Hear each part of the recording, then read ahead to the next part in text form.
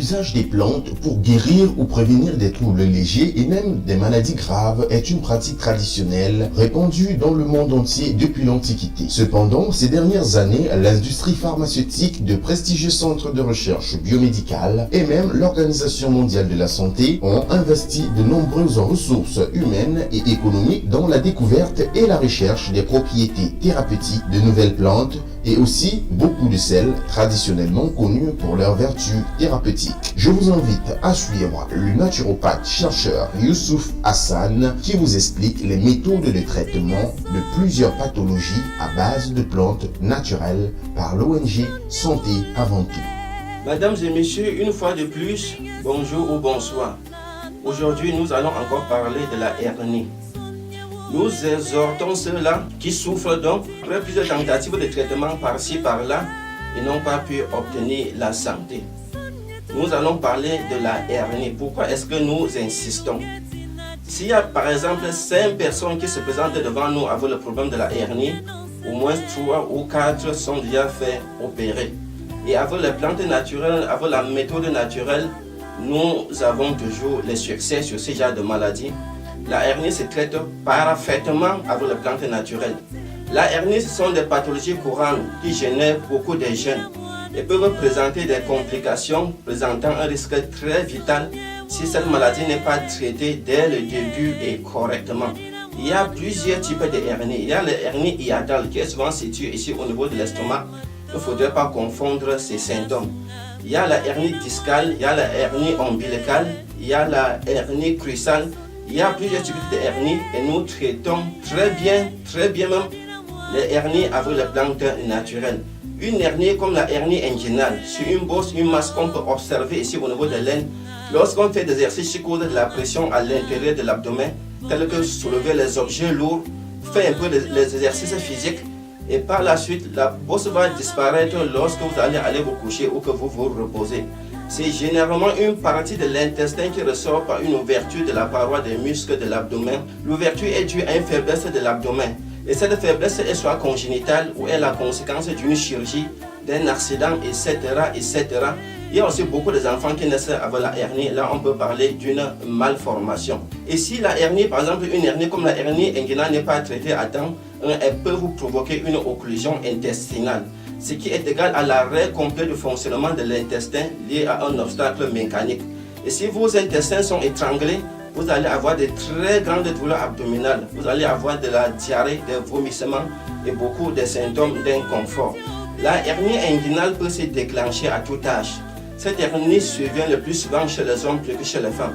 Et chez les femmes, certaines grossesses peuvent être à l'origine de la hernie. Et certaines hernies aussi peuvent rester dans le ventre et ne pas faire le gonflement à l'extérieur.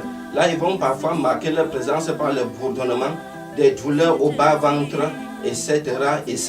La hernie inguinale, pour ceux qui ont déjà eu à subir des opérations, si vous vous observez très bien, vous allez toujours avoir un ventre qui gargouille à tout moment. Ça veut dire que quoi?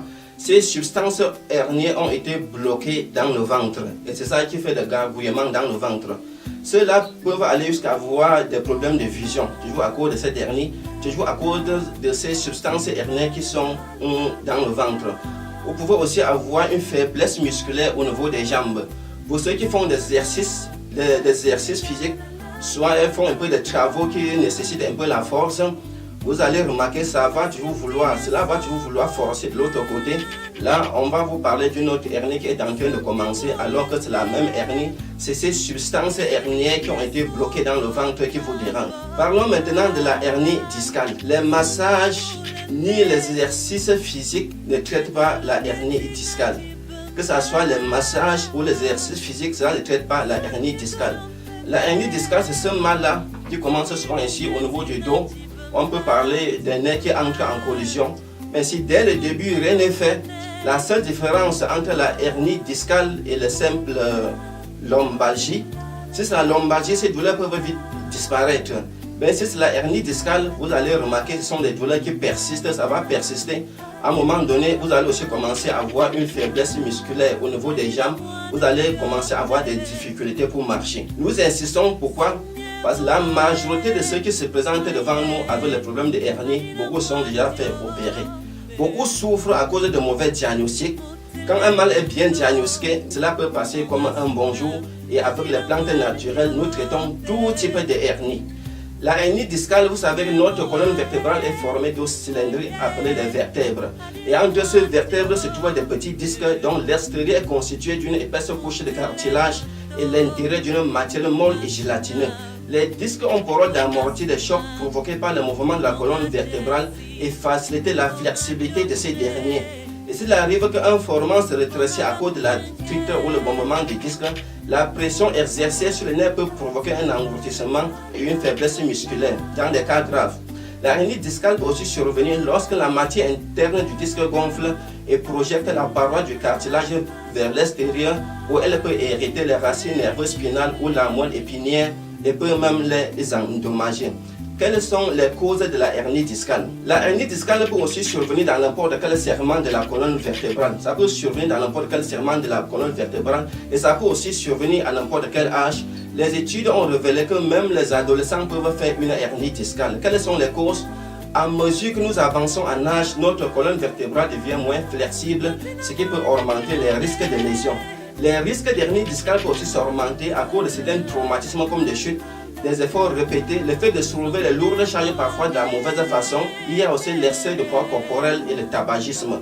Aussi, quand un nerf spinal est comprimé par un disque hernier, cela peut provoquer de la douleur et une faiblesse musculaire. Parlons maintenant des symptômes de la hernie discale. Certaines personnes peuvent avoir la hernie discale sans avoir de symptômes. Mais toutefois, quand un disque hernier comprime le nerf spineux, cela provoque toujours de la douleur, des picotements, des pertes de sensibilité et des faiblesses musculaires. Il y a aussi la force de pression que la hernie discale exerce sur les nerfs spineux. Cela peut déterminer la gravité des symptômes.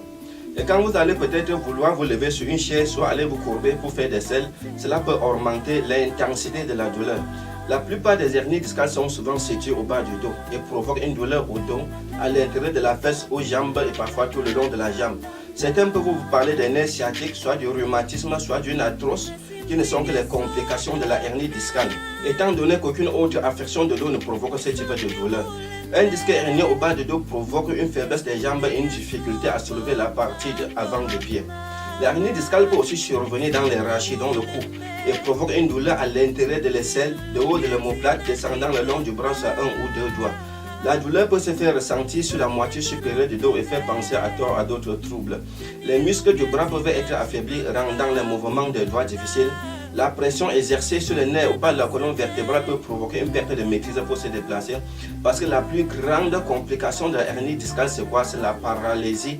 Et à un moment donné, vous n'allez plus faire les selles librement, comme toute hernie, que n'importe quelle hernie. Quand c'est déjà un stade avancé, vous allez commencer à avoir des difficultés pour faire les selles. Notre objectif, c'est pour soutenir ceux-là qui souffrent de ce genre de maladies et qui n'ont pas de possibilité de se faire soigner. Nous les exhortons de venir profiter aussi de notre campagne. Nous allons les soutenir à notre niveau et ils vont retrouver la santé. Chers auditeurs, bonjour. Derrière cette personne que vous voyez se cache le grand sourire. C'est vrai que ce sourire que j'avais perdu pendant un grand temps. Un grand temps depuis les années 2000-2005, j'ai perdu parce que 11 ans que j'ai eu une séance de deux hernies, sauf que c'était les hernies inguinales.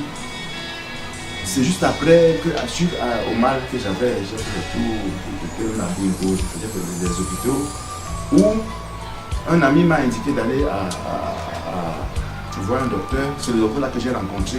C'est juste un neurochirurgien en fait qui a découvert que j'avais une hernie discale. Alors, puisque lui en tant que neurochirurgien n'avait pas du matériel, à savoir le scanner disponible pour faire le travail, c'est là qu'il m'a envoyé, j'ai fait le docteur Jean Borsam, j'ai fait le scanner, je lui ai ramené cela. Et on est passé à l'opération. Après cette opération, je peux dire l'intervalle 2013 et puis 2016, début 2016, je me sentais vraiment bien, c'était à merveille. En 2016, à la veille de ce mois de septembre, j'ai un mal, juste un matin, c'est un matin de samedi, je voulais m'appeler pour aller au sport, je n'ai pas pu me lever du lit, la douleur était aiguë, la cicatrice me faisait mal et subitement, je tirais le pied encore. Impossible de me rouler. Là, les mêmes symptômes que j'avais avant. Et sauf que ça était même plutôt aigu, c'était plus violent. Ce qui fait que J'ai un grand frère qui s'est rendu à la maison ce matin parce qu'on devait aller au sport ensemble. C'est là il m'a vu, je lui ai parlé de ça. Il me dit, bon voilà, moi j'ai eu mal parce qu'il fait maçonnerie, les travaux durs.